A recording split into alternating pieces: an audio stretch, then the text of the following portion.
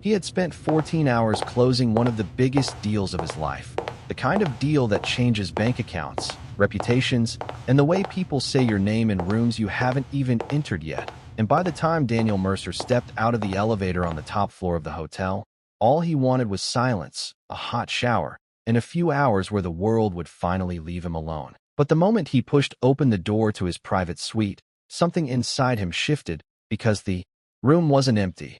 And for a man who built his entire life on control, that single detail was enough to make his chest tighten, because lying right there on his bed, under the soft glow of a bedside lamp, was a beautiful woman he had never seen before, her body curled in a position that spoke of exhaustion rather than comfort, and beside her, a little girl clung tightly to her shirt, as if letting go meant losing the only safe place she had left. And in that moment, everything Daniel thought he understood about power, boundaries, and the rules of his world began to crack. Before we dive deeper, let us know in the comments where you're watching from. We'd love to hear from you. And don't forget to hit that subscribe button so you never miss any of our upcoming videos. Who was she? How did she get past layers of security that were designed to keep people exactly like her out? And why did she look less like an intruder and more like someone who had simply reached the end of her strength? Because nothing about this scene made sense to a man like Daniel Mercer, a man who had spent years turning discipline into wealth and structure into success, yet standing there in the quiet of that room, staring at a stranger asleep in his bed, he felt something unfamiliar begin to rise in him, something that didn't belong in boardrooms or contracts, something that couldn't be negotiated or controlled. And as he stepped further inside, careful not to make a sound, he noticed details that most people would have missed: the cleaning cart just outside the door with its cord still plugged into the wall, the stack of fresh towels left half-folded on the dresser, the faint scent of detergent still hanging in the air. And suddenly, the situation shifted from confusion to something deeper, because this wasn't a break-in, it wasn't a theft, it was something far more human and far more complicated. Daniel Mercer had built his life on rules, not just the kind written in contracts, but the kind you learn growing up with nothing, the kind that teach you that if you want something, you earn it, and if you don't, you go without. He was a self-made man in every sense, raised in a small town in Ohio where opportunities were limited and expectations even more so. And from a young age, he understood that survival meant discipline, that comfort was earned through sacrifice, and that weakness was something you learned to hide, not indulge. His father had worked long hours at a factory until his body gave out, and his mother had taken on every job she could find just to keep food on the table. And while other kids played after school, Daniel learned how to calculate, how to plan, how to think 3 steps ahead, because he believed that if he could control every variable, he could control his future. And for years, that belief carried him forward, through college, through failed startups, through nights where sleep felt like a luxury he couldn't afford, until eventually, it paid off, and the world began to reward him for the very traits that once isolated him. But the woman lying in his bed that night lived in a completely different world. Her name was Rachel Carter, and unlike Daniel, she hadn't been given the space to plan her life in careful steps. She had been reacting to it, adapting to it, surviving it one day at a time. She was a single mother who worked as a cleaner in the very hotel Daniel now stood in, a job that demanded long hours, physical exhaustion, and very little recognition. And every morning she woke up with the same goal: make it through the day, make sure her daughter was safe, and somehow keep everything from falling apart. Her daughter Lily was 8 years old, quiet, observant, and far too familiar with the kind of silence that comes from watching your parents struggle. Rachel didn't have the luxury of childcare or extended family support, so she did what she could. She brought Lily with her when she had no other option, keeping her close, keeping her quiet, hoping no one would notice, because losing this job wasn't something she could afford. Not now, not ever.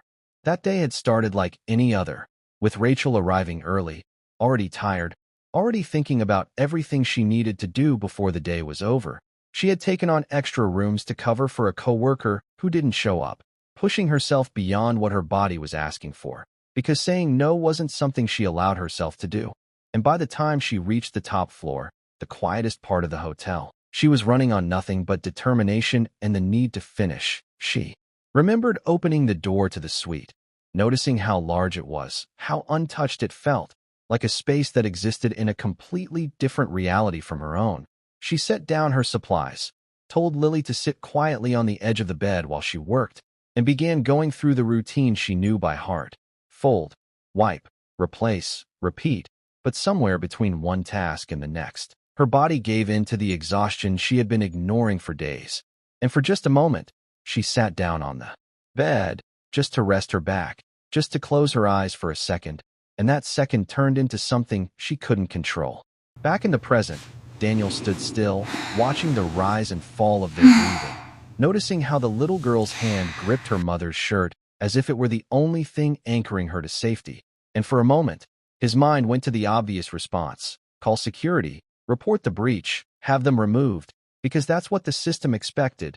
That's what someone in his position was supposed to do. But something about the scene in front of him resisted that instinct. Something about the way Rachel's face carried the weight of someone who hadn't truly rested in days. Something about the way Lily leaned into her, trusting that wherever they were safe. And without fully understanding why, Daniel hesitated, his hand hovering near his phone, caught between the man he had trained himself to be and the part of him he rarely allowed to surface. It had been years since Daniel thought about his own childhood in any meaningful way. Years since he allowed himself to revisit the memory of coming home late at night to find his mother asleep at the kitchen table, her head resting on her arms, too tired to even make it to bed. And as he looked at Rachel, that memory came back with a clarity he wasn't prepared for. The same exhaustion, the same quiet surrender to a body that had nothing left to give. And suddenly, this wasn't just about a policy violation or a security breach. It was about something far more personal. Something that cut through the layers of success and control he had built around himself. And for the first time in a long time, Daniel Mercer found himself standing in a moment where logic alone wasn't enough to decide what came next. Daniel lowered his hand slowly, the phone slipping back into his pocket as he took another step into the room. Careful this time, not because he was afraid, but because something about the stillness in front of him felt fragile, like a moment that could shatter if handled too quickly. And as he moved closer, he began to notice the details that hadn't registered at first: the faint crease lines on Rachel's uniform, the worn fabric at the edges of her sleeves, the way her shoes had been kicked off carelessly near the foot of the bed, as if even that small effort had been too much to complete. And then there was Lily, her small frame curled inward, her breathing soft and steady, her fingers still gripping tightly, as if letting go meant waking up to a reality she wasn't ready to face. And for a brief second, Daniel found himself standing there, not as the owner of the room, not as the man with authority, but simply as someone witnessing a moment that didn't belong to him, yet somehow demanded his attention. He glanced back toward the door, toward the hallway where the quiet hum of the hotel continued uninterrupted, where everything operated according to schedule and expectation. And he knew that just beyond that door was a system that would not hesitate to act. A system that would see Rachel as a problem to be removed, a mistake to be corrected. And for most of his life, Daniel had trusted systems like that. He had built his success around them, relied on them to maintain order. But now, standing here, the idea of reducing this moment to a simple violation felt incomplete, because there was context here, a story unfolding in silence. And ignoring it would mean choosing convenience over understanding, something he wasn't entirely comfortable with anymore. He exhaled quietly, the tension in his shoulders easing just slightly as he placed his briefcase down near the entrance, the soft thud barely noticeable against the thick carpet. And for a moment, he simply stood there, observing, allowing himself to process what he was seeing without rushing toward a decision. And it was in that pause that something shifted, not dramatically, not in a way that could be easily defined, but enough to change the direction of his thoughts, because instead of asking how they got there, he found himself wondering how they got to this point in their lives. What series of choices, circumstances, and limitations had led Rachel to a moment where falling asleep in a stranger's hotel suite felt like the only option her body could accept. Rachel stirred slightly, her brow tightening as if caught between rest and awareness. And for a second, Daniel considered stepping back, giving her space to wake naturally. But it was too late. Her eyes opened slowly, unfocused at first, then widening as reality settled in. And the moment she saw him, everything changed. The exhaustion that had softened her features replaced instantly with panic. She pushed herself up too quickly, her hand instinctively reaching for Lily, pulling her closer, her voice catching before she could even form words. And in that instant, Daniel saw something he recognized. Not fear of him specifically, but fear of what he represented: authority, consequence, the possibility of losing everything she was holding together. "I'm so sorry," she managed, her voice low but urgent, careful not to wake Lily, though the movement had already begun to stir the child. "I didn't mean to. I just sat down for a second and I must have." Her words trailed off, not because she didn't know how to explain, but because she knew how it sounded, and explanations didn't always matter in situations like this, especially when the person you were explaining to had every reason to enforce the rules against you. And for a moment, the room filled with a silence that carried more weight than any accusation could, because Rachel wasn't just waiting for a response, she was bracing for it. Daniel looked at her, really looked this time, and what he saw wasn't someone careless or irresponsible. It was someone stretched beyond their limits, someone who had been holding everything together for so long that even a moment of stillness had caused everything to collapse inward. And instead of responding immediately, he asked a question, one that surprised even him as it left his mouth. "When was the last time you slept?" Rachel blinked, caught off guard, the question landing in a place she hadn't expected, and for a moment, she didn't answer, not because she was avoiding it, but because she genuinely didn't know. Her eyes dropped briefly as if searching for a memory that wasn't there, and when she finally spoke, her voice was quieter, less defensive. I'm not sure." And that honesty, simple and unguarded, shifted something further in the room, because it removed the last layer of distance between them, turning the situation from an incident into a shared understanding, even if only for a moment. Lily stirred again, her eyes opening slowly, confusion giving way to awareness as she noticed the unfamiliar figure standing nearby, and instinctively, she pressed closer to her mother, her small hand tightening its grip, her gaze cautious but curious. And Daniel felt something in his chest tighten at that reaction, not out of discomfort, but recognition, because he remembered what it felt like to look at the world that way, to measure safety not by where you were, but by who you were with, and seeing it now, in someone else, made it impossible to ignore the reality of what he was witnessing. Outside, somewhere down the hall, a cart rolled past, the faint sound of wheels against carpet a reminder that time was still moving, that decision still needed to be made, and Daniel knew that at any moment, someone could walk in, notice the situation, and take control of it in a way that would leave little room for nuance. But for now, in this space, he still had a choice, and the weight of that choice settled quietly around him, not as pressure, but as awareness, because whatever he decided next wouldn't just resolve a situation, it would define how he chose to respond when control slipped just enough to reveal something real underneath it. Rachel adjusted her position slightly, her arm wrapped protectively around Lily as she waited, not speaking, not moving more than necessary, as if any sudden action might tip the balance in a direction she couldn't recover from.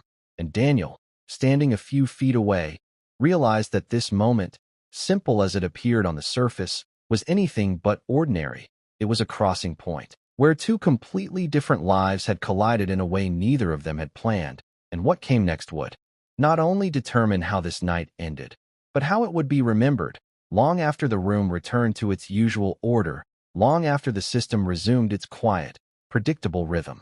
Daniel glanced toward the door again, this time not out of uncertainty, but out of awareness of how little time he had before someone else might step in and make the decision for him.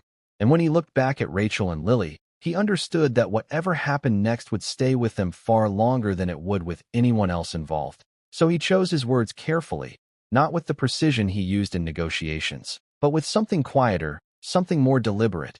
"You don't have to rush," he said, his voice steady, controlled, yet noticeably softer than before. And for a moment Rachel didn't respond, not because she didn't hear him, but because she wasn't sure she understood.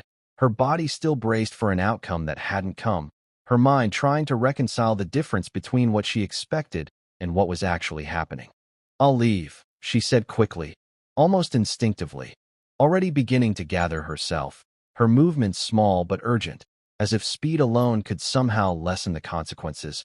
But Daniel shook his head slightly, not in disagreement with her words, but with the pace at which she was forcing herself to act. "No," he replied, pausing just long enough to make sure she heard him clearly. "That's not what I meant." And there was something in the way he said it, something firm yet calm, that caused her to stop, her hands stilling as she looked up at him again, searching for clarity in a situation that had taken an unexpected turn. For most of his life, Daniel had believed that control was the answer to everything, that if you could manage every variable, anticipate every outcome, you could avoid moments like this entirely. But standing here now, he realized that control didn't always create solutions. Sometimes it only created distance. And what this moment required wasn't distance, it was understanding. Something he had spent years overlooking in favor of efficiency.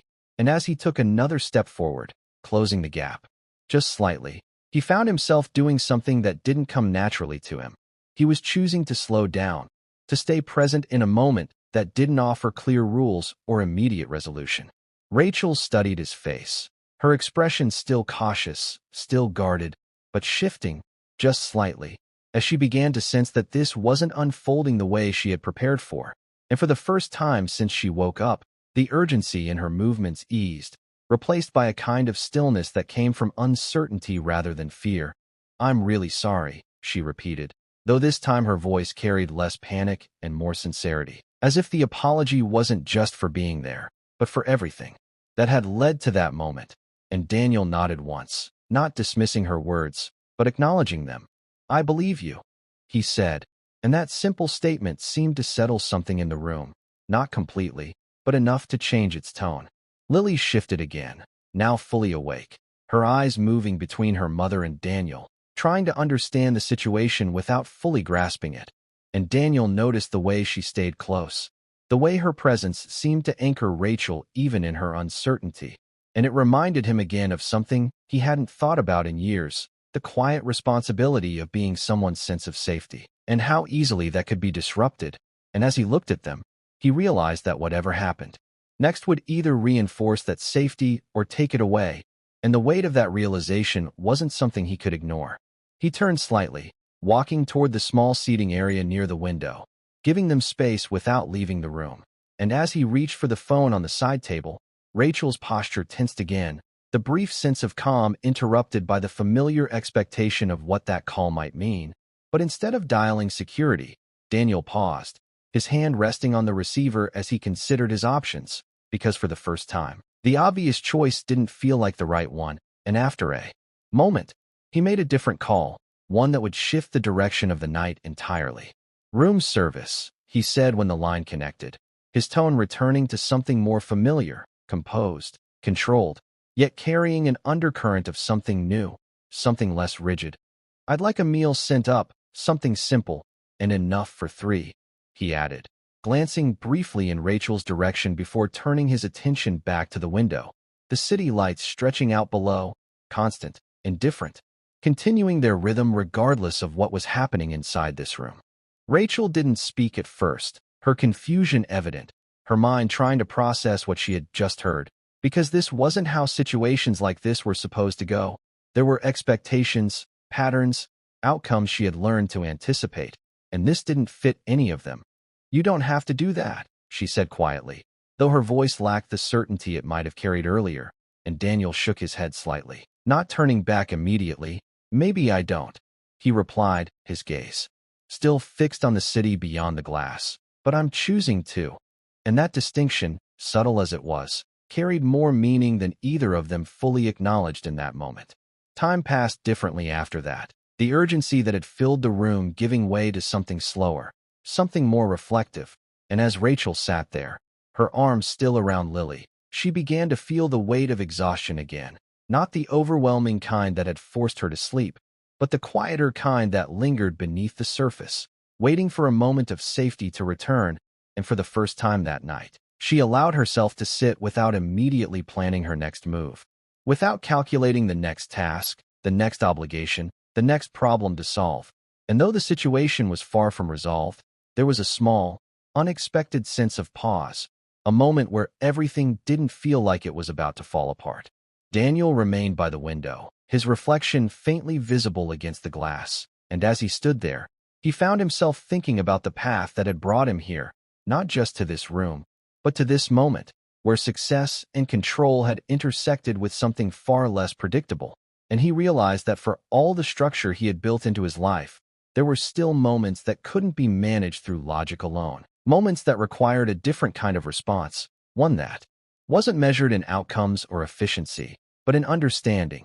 And as he turned back toward Rachel and Lily, he knew that whatever came next would be shaped by that realization, whether he fully understood it yet or not.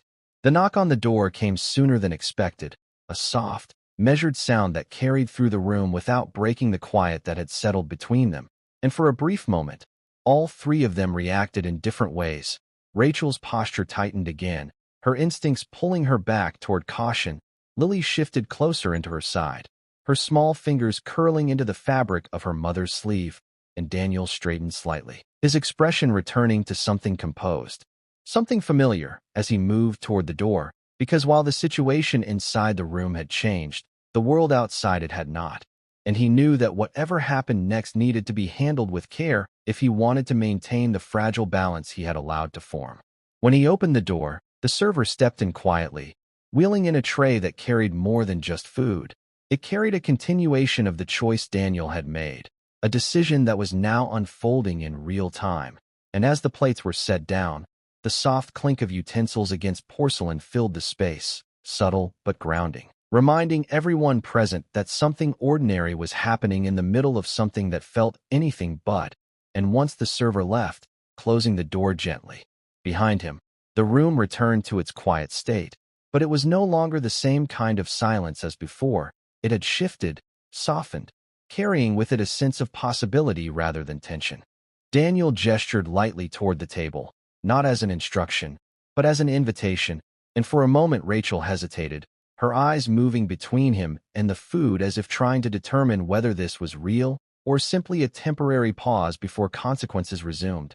"It's okay," he said, his voice even, leaving no room for misinterpretation, and slowly, cautiously, she stood, guiding Lily with her, each step measured, each movement still carrying traces of uncertainty, but also something new, something quieter, something that hadn't been there when she first woke up. And as they reached the table, Lily's eyes widened slightly at the sight of the meal, not in excitement, but in recognition of something she didn't often see. Enough food laid out without the need to divide it carefully or make it last longer than it should. They sat down together, not as equals in circumstance, but as three people sharing a moment that none of them had expected. And for a while, no one spoke, the simple act of eating taking precedence over conversation. And Daniel noticed the way Rachel moved, careful, controlled, making sure Lily was served first, making sure she had enough before taking anything for herself, a habit formed not out of politeness, but necessity. And it was in these small, unspoken actions that the reality of her life became clearer, not through explanation, but through observation. And Daniel, who had spent years analyzing numbers, strategies, and outcomes, found himself paying attention to something entirely different, something that couldn't be measured or quantified.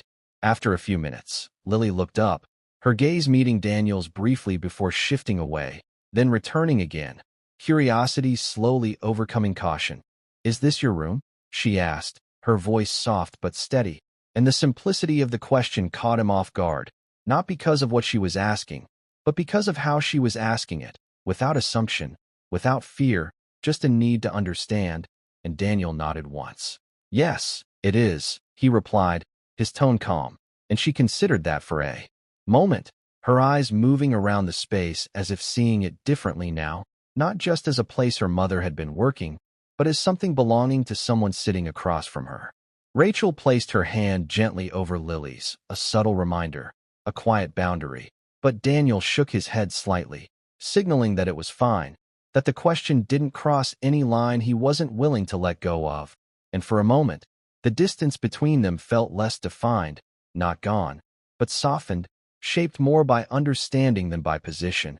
And as the meal continued, the conversation remained light, careful, but present, small exchanges that carried more weight than they appeared to.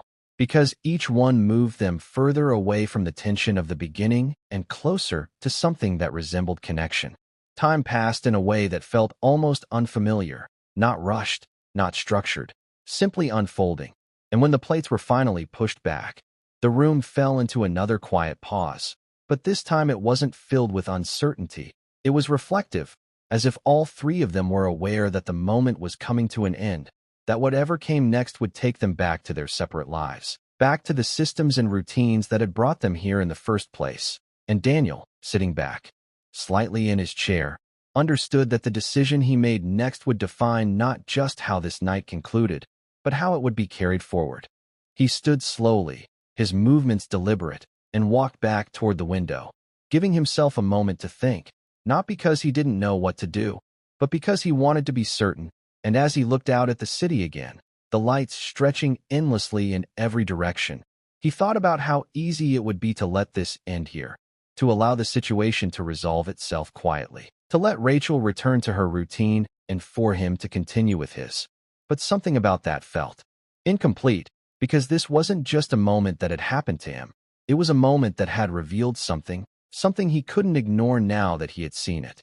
When he turned back, Rachel was already standing, gathering herself again, the earlier hesitation replaced by a familiar readiness to move, to leave before she overstayed whatever unspoken allowance had been given.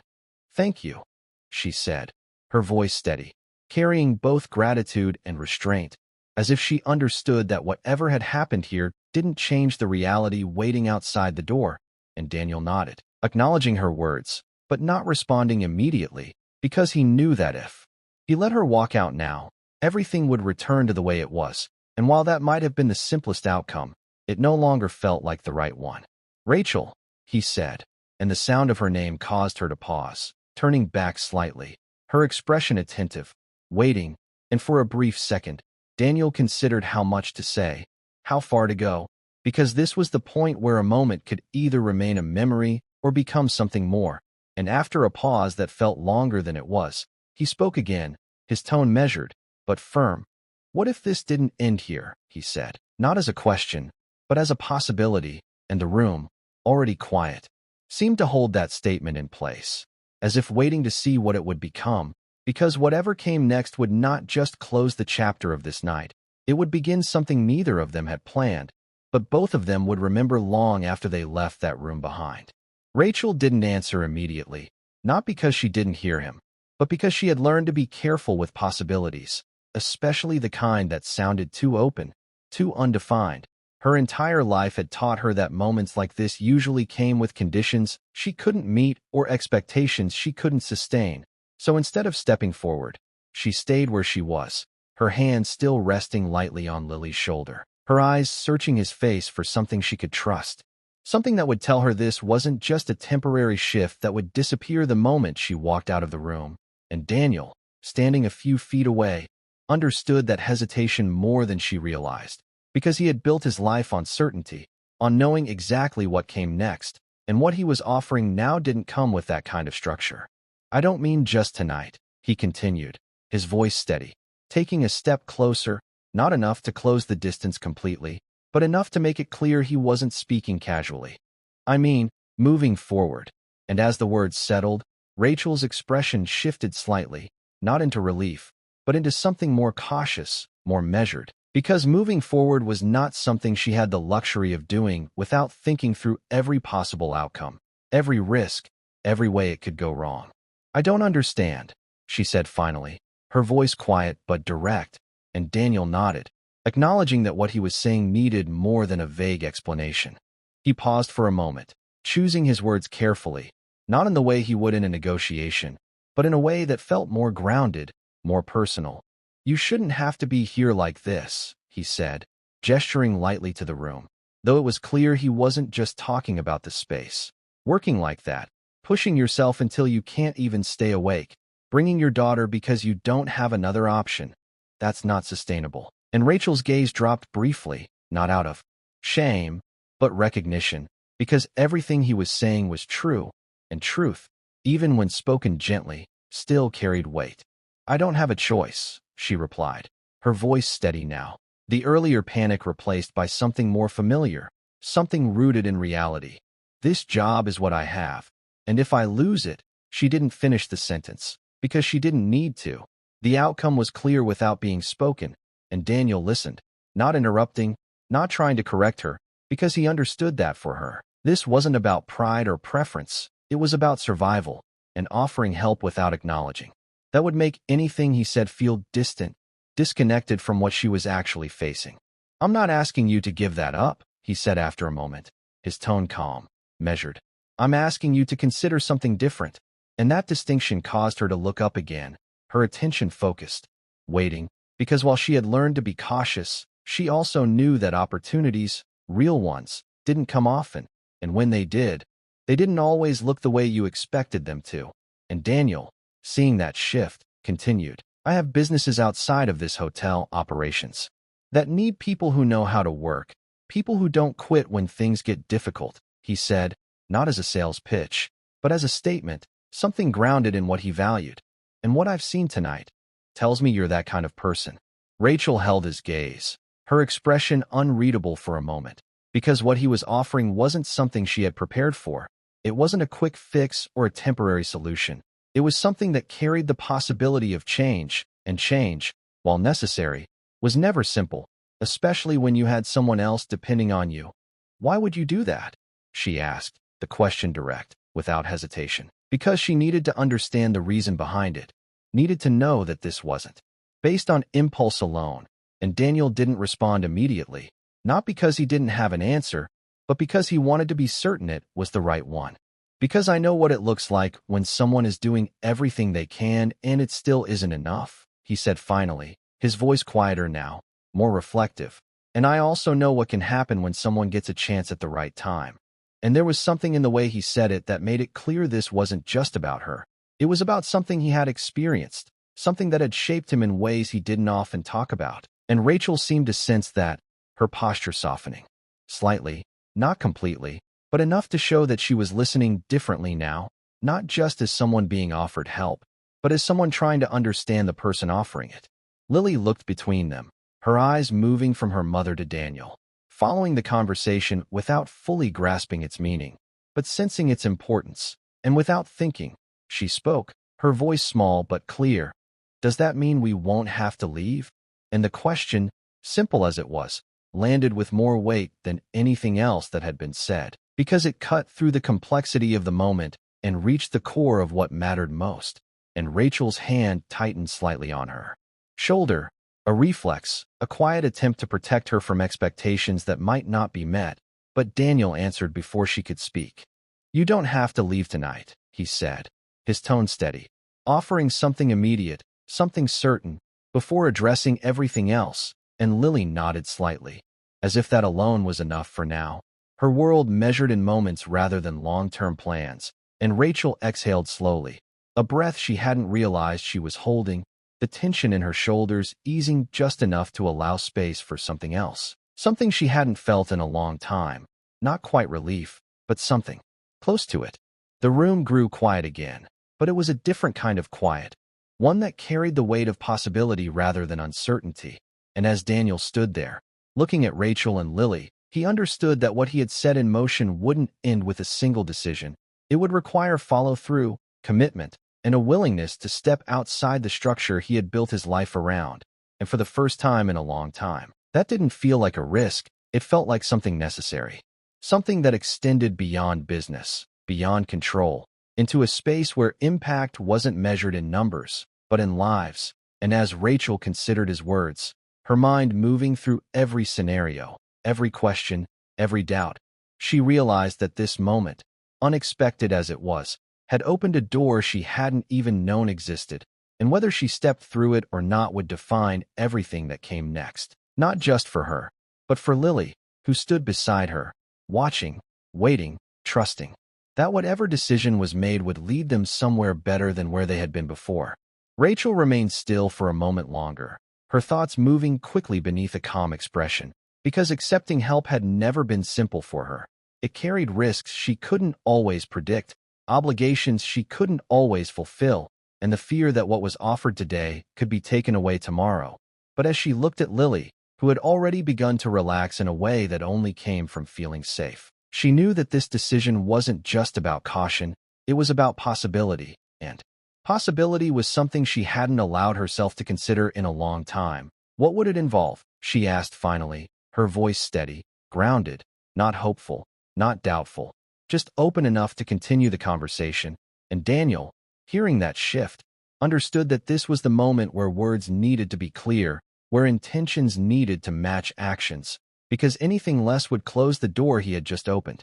It would start simple, he replied, taking a step closer, his tone calm, measured. A role in one of my operations, something stable, structured, with hours that make sense for you and your daughter, he said, pausing briefly before continuing.